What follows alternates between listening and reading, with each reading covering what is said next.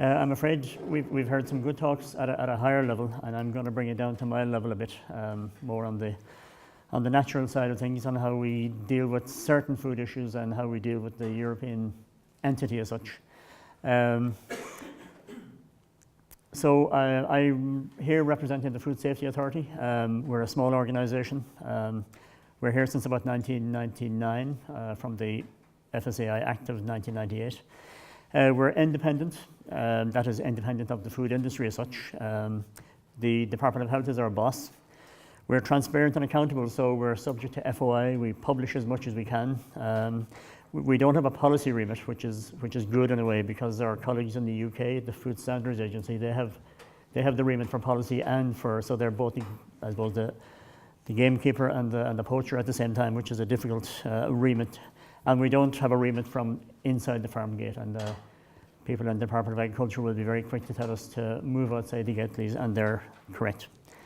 You'll be glad to know I'm not going to throw directives and legislation at you, which is good. I will mention a few on passing, but if you need any further details on what I'll talk about, you can give me a shout.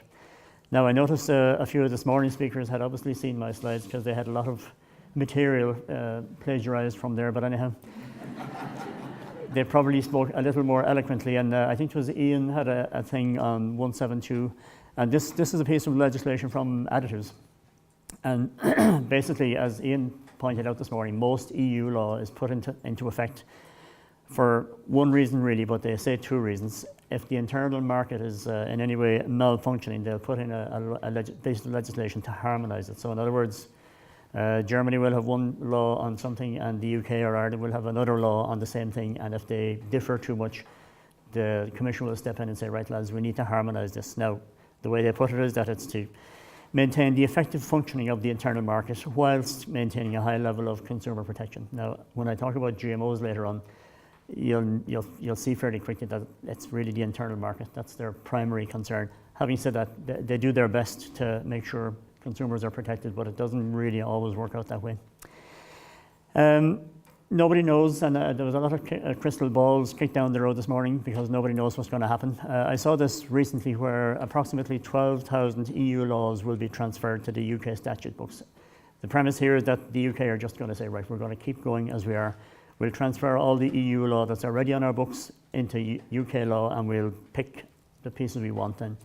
But I thought the piece that was interesting was that many EU regulations may need adjusting as they are transferred, and the bill proposes the broad use of existing Henry VIII powers.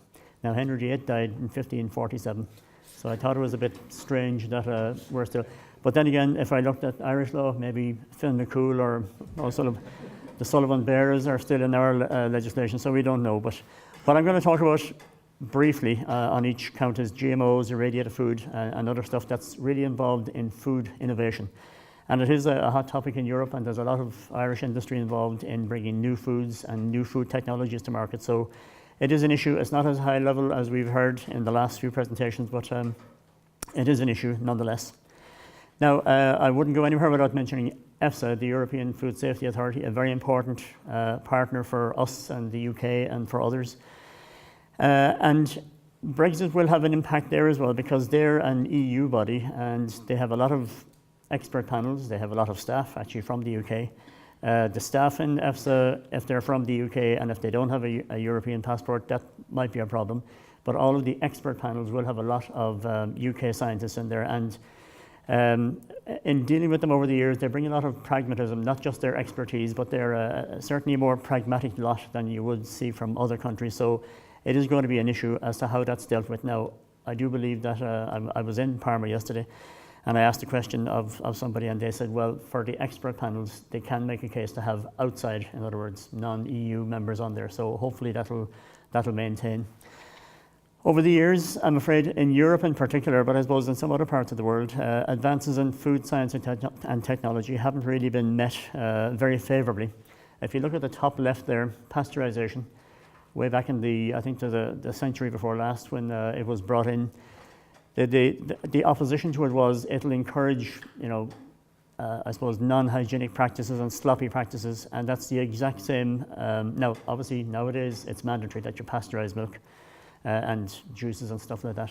If you look over at ionizing radiation, over here, that met with the same opposition.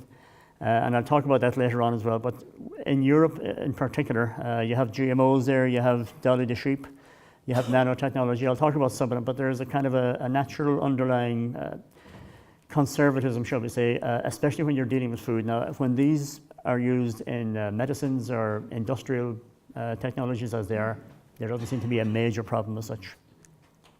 I'll talk about GMOs, and Michael was talking about this morning. Bad news, Michael. In most European countries, you can't say GM-free butter or GM-free milk because the general labelling legislation says you can't assign, a characteristic to a food that all other similar foods. So there is no GM cow, there is no GM chicken, so you can't call those GM-free. Now, having said that, if you go to Germany, Austria, France, they've done exactly that. They've ignored the general food labelling legislation and brought in their own GMO-free type labels. Strictly speaking, you could say that's illegal, but the Commission generally tend to turn a blind eye when the bigger member states do that. The GM fish is on the market in the US, as far as I know, after 13 or more years of I won't say assessment, but politicking and whatnot. So it's on the market, nobody's died. The Atlantic salmon species hasn't been wiped out, etc., but it's early days yet. So the other thing we have to remember in Ireland and in Europe is that we have a large biopharmaceutical industry, and we can't afford to mess with that for our own sakes. There's plenty of other countries, China, India, whatever, would be quite happy to have the large companies we have here in Ireland and the UK. And a lot of the products they make are made by GM bacteria, yeasts, fungi, etc. And of course, most of you who eat cheese will be eating GM chymosin, an enzyme, for many years. A lot of the micronutrients that are in foods are also made in large vats by GM yeast and other bacteria. I won't go through this, but what I will say is that the applicant does the job. It goes to EFSA, it goes to the Commission, and that's where the science ends. This is the GM authorization route. So after this, it goes to the first level of regulatory, the Standing Committee on the Food Chain, and that's where the votes happen. And it's probably the only piece of European regulatory legislation that has a 100% failure rate. In other words, never has it come here that there has been a vote in favour of a GM, whether it be a food or a feed. The problem for us in Brexit terms is that when it comes to these votes, what generally happens is that there is so many vote no, there are so many vote yes, and then there are a number of abstentions. So there's nothing happens, and it goes to an appeals committee. And of course, the same actors are involved and the same voting takes place. And then by default, it goes to the Commission. The Commission have to follow the science by the legislation. And then those foods and feeds get authorized. If, and probably when the UK leave the European Union, we have a problem. Because that balance, which is very fine at the moment, and it does change depending on who's in power in France or in Germany or the big member states. When the UK leaves, they're always voting in favour of the science, which is generally positive. But that could tip the balance. And then in Europe, what you might see for food and feed is that they're actually rejected. And that's a problem, not only for the UK, but for ourselves here in Ireland. And I'll explain why in a second. Now, here's something that's interesting. In the good old days, and we're talking up to 10 years ago, a few member states were always voting no. And they had reasons like the blots weren't clear enough in the assessment. There wasn't enough of toxicology, or they had kind of pseudo-scientific reasons for why they would vote no or abstain. Nowadays, they've given up on that. They're just throwing their hands up and saying, no agreed national opinion, negative public opinion, political reasons, and the list goes on. But there is no actual safety issue underlined anymore. When you vote no or abstain at the voting level, you're asked to give a reason why. And I think a lot of this, when the Commission brought it in first, was to kind of name and shame. It didn't bother. They had no problem coming out and giving these reasons. So we really have gone on GMOs from, I suppose, the sublime to the ridiculous. They now don't care. They just say, we don't want it. And we don't really have a safety concern anymore. I think that's what it says. And here's the problem for us as a large beef growing nation, but also the UK and others, is that we have while if you go to your shops, you won't find any GM products on the market. In fact, when you talk to the retailers, they'll tell you there's nobody knocking down our doors to look for GM rice or GM maize or whatever, so they don't stock it as such. You will find some on the market, but they're primarily as a contaminant, and they're below the 0.9% labelling threshold, so you won't even know they're there. But in feed, it's a different ballgame. Ireland and the UK and Europe in general is deficient in animal protein feed, and they have to import. And Europa Bio, which is a representative group of the biotech companies, put out a report a couple of years back, and it showed that every one of the member states imports GM feed, including Austria, France, Germany, all of those who constantly vote no.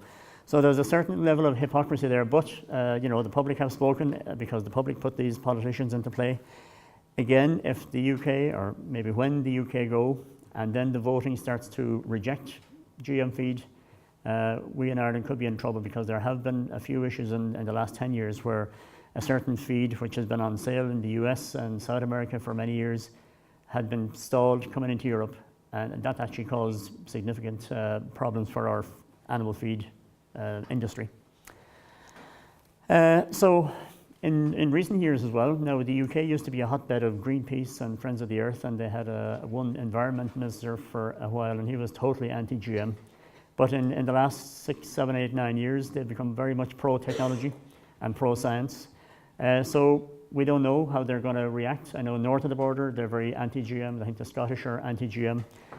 But I think Ian mentioned this morning, we're going to have a third country north of the border. And while we don't always agree with what the UK do, and vice versa, they don't always agree with us, when you have a third country, you have to apply a different strategy, really, because while we may have slight disagreements on technical issues with the UK, they're easily resolved. When you have a third country, and the border will be pretty much an import point, then we have to answer to Brussels. So if we find something coming into the Republic, which is, let's say, an unauthorized and non-EU authorized GM, we don't just deal with it, we have to report to Brussels, and thereby the whole ball of wax opens up and we don't have control anymore. So after Brexit, and if the UK does embrace these technologies, not just GM, but other technologies as well, it is going to raise the stakes for us as regulators. Of course, GM animals are around for years now. They're not necessarily on the market in a commercial form, but except for the salmon, of course. There's nothing stopping the UK from importing GM salmon, which will obviously be cheaper. Quality-wise, we don't know what it's like, but there's nothing wrong with it as such. It just grows faster. Now, if some of that slips out of the border, then we have to report to Brussels, etc. Nothing stopping them from getting environmentally friendly pigs or goats that do commercial things, and all these other ones. And there's a lot of stuff we don't even know coming from other countries. So these are issues that I suppose they are an issue for us as regulators. There's also the new technologies, CRISPR, TALEN, zinc fingers, which I suppose the Commission and the European Court of Justice have been navel-gazing about for a number of years now. Those who are anti-GM want all of these technologies to be labelled as GM, which would pretty much put them outside of the realm of EU for a long number of years at least. The UK could, on their own or with other Western industries, just say, no, they're not GM, and we'll deal with them accordingly. That would be a problem too, because they're not as easily identified and detected as your average GMO, which will have a set genetic imprint on there. Okay, I can breeze through this because Michael dealt with it early on. Irradiation, when we talk about irradiation, it's ionizing radiation. We're getting irradiated from the lights here and from the desks, etc. But ionizing irradiation for food, in food terms, has been around for a number of years. And in fact, if you look at the legislation, there's only 2 pieces there from 1999. And what happened there was they came around the same time as GMOs. They started to raise the same issues of, radiation is bad for you, and it's another technology we don't need in our food, etc., etc. So it's pretty much stuck at the 99 period. Has never been advanced, really. Now, there are a number of foods around the world, but also in Europe, that were irradiated before that legislation. And they continue to be irradiated. In Ireland, we don't actually have any irradiation facilities. Now, interestingly, I know the Food Standards Agency in the UK have put a lot of effort into I suppose, reducing the load of Campylobacter in poultry. And when you look at it, they have actually been irradiated, or they've been able to irradiate poultry for many years.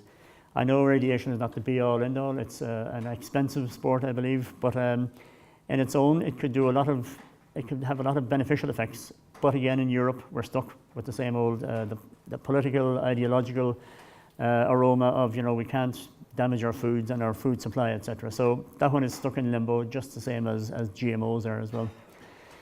Food additives get a bad name, but unless you're an organic or a foodie, you will pretty much be consuming additives all day, every day. They do play an important role, and especially in today's world where people have many jobs and they have children to look after, and you're rushing and racing and you don't have time to maybe cook all your own foods. An additive is not an ingredient per se. It's something that's used in a food for a technological purpose, and it will be found in the final food, but it's not there as an ingredient. It can present a health hazard, and it must have advantages. In fact, to get a new additive on the market is pretty rare, and it's a tortuous. It's actually worse than novel foods or GMOs by all accounts. They do have a lot of effects: preservation, antioxidants, colors, etc. And in some cases, like lycopene from tomatoes, lycopene is actually an ingredient as an antioxidant, but it can also be a coloring agent, and so it straddles two sets of legislative implements as such. And of course, the E numbers, it's very easy to demonize. So when you say that's E numbers, I'm not having that, and you'll find that in some quarters. There's a whole suite of legislation governing food additives and food enzymes as well. So it's well covered. How will the UK bring all those along? Will they relax the constraints, or will they increase them? It's difficult to know. I would imagine for things like additives, they will just leave the status quo, and maybe down the road when the dust has settled, they might unpick some of these things.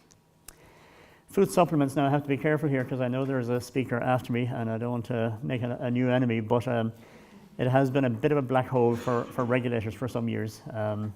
And a lot of it has to do with the legislation. The legislation is a bit bland. It does talk about vitamins and minerals, but it also talks about other substances, and other substances leaves it wide open for interpretation, shall we say.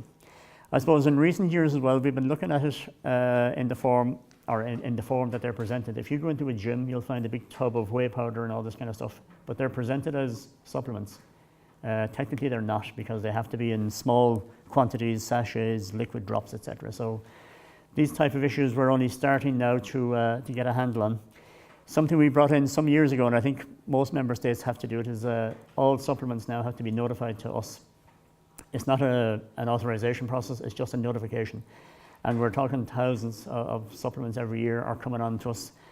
And it is a big problem because a lot of these things have been relatively unregulated over the years.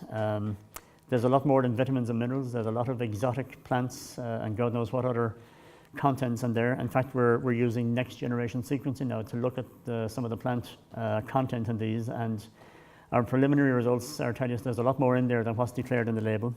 Again, you'll find a lot of health food stores will stock these, and they do it in a genuine fashion with the best will in the world. But we're trying to get a handle on food supplements. The UK would have a very big, I suppose, would be a big supplier for Ireland at least, and probably the EU as such.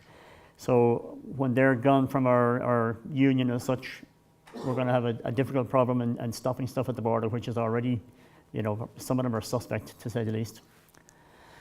There's a lot of criteria surrounding, labeling criteria, standards, etc. when it comes to vitamins and minerals. But again, the other substances leaves it wide open, and I suppose the UK might have their own version of that in time to come. The one thing that's not harmonised in Europe is medicines legislation. Now there is medicines legislation, but how you interpret it and apply it is totally unharmonised, and that's a problem for many aspects. So, for example, we would sit quite often with our colleagues in the HPRA, the Health Products Regulatory Authority, and it's mainly supplements we talk about. Because sometimes, depending on the labelling or the declarations or the claims on a supplement, or sometimes the content, the HPRA will say to us, well, look, in our view, that's a medicine. And once it's a medicine, it's off the food books. The problem is, in the UK or in Germany or France, their medicines people will have a different view again, possibly. So you have this very distorted market going on in Europe, but the Commission never seems to be too bothered about it. And I suppose when it comes to interpretation of medicines and food, there's not a whole lot they can probably do about it. But it's something, again, the UK might start off on a different tangent on. I'll talk briefly about novel food, and we have a relatively active industry in Ireland who are trying to bring new products and even new technologies onto the market. So a novel food is something that hasn't been on the EU market before 1997. There's nothing specifically magic about 97, it's just the date when the legislation came in. So if you have a new food, wasn't on there, or a new technology that alters the food, then it has to be pre-authorized. Again, I find in Europe, the UK have been and continue to be a good ally for pragmatism. Some member states would be conservative at the very least and block a lot of foods, whereas the UK in my books would be one of our better allies anyway. A lot of talk about beef this morning. Insects are coming down the road at us. There are some already niche markets in the EU, Belgium, Denmark, I think the UK itself. They're on the market by default. They won't be for long more because the new EU, the new novel food reg specifically mentions insects, so they're going to have to be authorized. But the thing about insects is, if you believe all the bluff about them, is that they're high protein, low carbon emission. And they do mention beef quite often as that, these are the opposite to beef. Now, I don't think many people in Ireland anyway will be eating insects per se, but it'd be quite easy to crush them up as a powder form, as a fibre form, and put them into burgers or whatever, and you wouldn't know the difference. It would be an alternative source of protein. And the way we're going, it might be more acceptable in environmental terms, but I wouldn't argue that one. You'll find a lot of fish oils are no longer in the market. They're now being produced by GM bacteria, yeast, in large vats, so you're getting the omega-6 products being produced in that way. Everyone with high cholesterol probably is already dosing up on Flora Proactive and the many hundreds of different drinks and other products that have plant sterols. Monaghan Mushrooms in the last couple of years developed vitamin D mushroom. And all they have to do is when they produce their normal mushroom, they zap it with UV, and it all of a sudden brings up what is a background vitamin D up to a good industrial level, and that's being copied now around the world. In vitro meat will probably never make it on the market, but you never know. If we eat insects, it's possible that will also come across our tables. The new regulation on novel foods comes into play next January the 1st. Big difference from a regulatory point of view is that we, as member states, won't be doing the assessments. It'll all be going to EFSA. Insects, nanomaterials are all specified in there, so it'll make it more streamlined, we hope. This is the current authorization process. And down on the bottom here, you'll see the member state is cut out, and it'll go straight to EFSA, and we're hoping that it'll move along quicker, and that innovation in Europe will be the beneficiary. Food contact materials, I won't mention much about this because nobody knows much about it except those who are expert in it. But this is not just packaging. You're talking about all utensils, all machinery, everything that comes into contact with food. There is the potential for leaching, whether it be metals or other chemicals from those contact materials into food, and it's a big business now after BPA in infant bottles and that kind of stuff. It's an area we're heavily involved in, and it's at the very early stages. But again, UK are involved at the scientific level, but also at the regulatory level. How they react to this, will they just keep the EU standards or not? We don't really know as such. Nanotechnology, something between 1 and 100 nanometers. Now, a lot of foods and proteins and fats are at the nano level, so they're not an issue. But there are some problems, shall we say, or potential problems with engineered nanomaterials.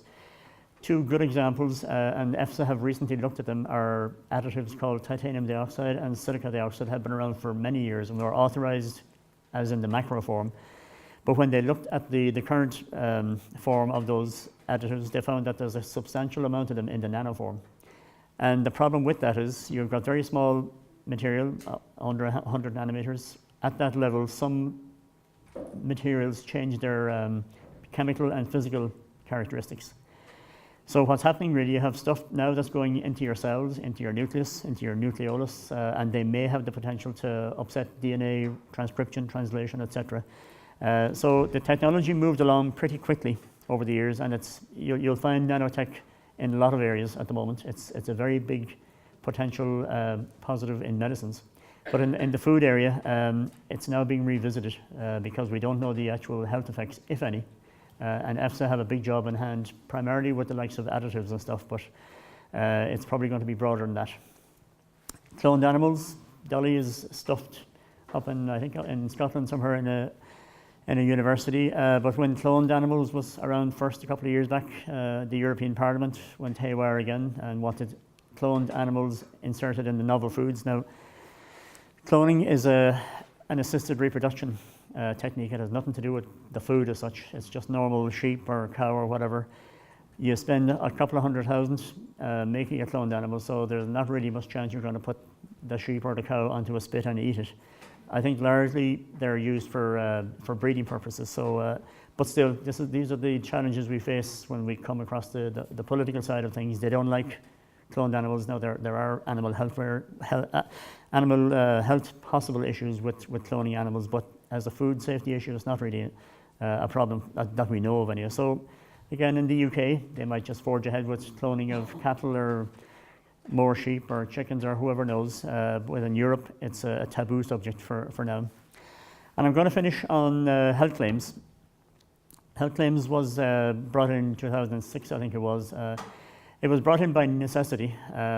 When you have a new product that you've spent a lot of money and time and effort in developing, you want to be able to tell the consumer, this is our new product, it has more of the antioxidant, or it's going to make you thin or fit or whatever.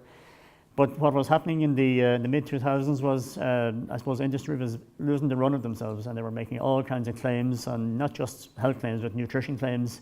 And so what happened, it went to Brussels and a piece of legislation came down, and I think everyone would agree that it's possibly gone a bit over the top. And the example I would give you is probiotics. I think if you read the literature on probiotics, there is an obvious plus there for people, but you can't even mention the word probiotic on a food unless it's authorized. So it's an issue, it's an ongoing issue. Now, I was in FC yesterday, and they were claiming that the most of the applications they got were rubbish, and that they spent the first number of years kicking out the poor applications. So I suppose there's a lesson to be learned there for all of us. But again, the UK might say, right, well, we're happy with probiotics, that there's enough literature out there to say that they're good for you or whatever. And I suppose when they're so close to us, it could be an issue. We'll have to run to Brussels, so we found this on the market again or whatever. So I think I'll leave it at that, but that gives you a feel of the low level of where we work and what's coming down the track for us, I suppose.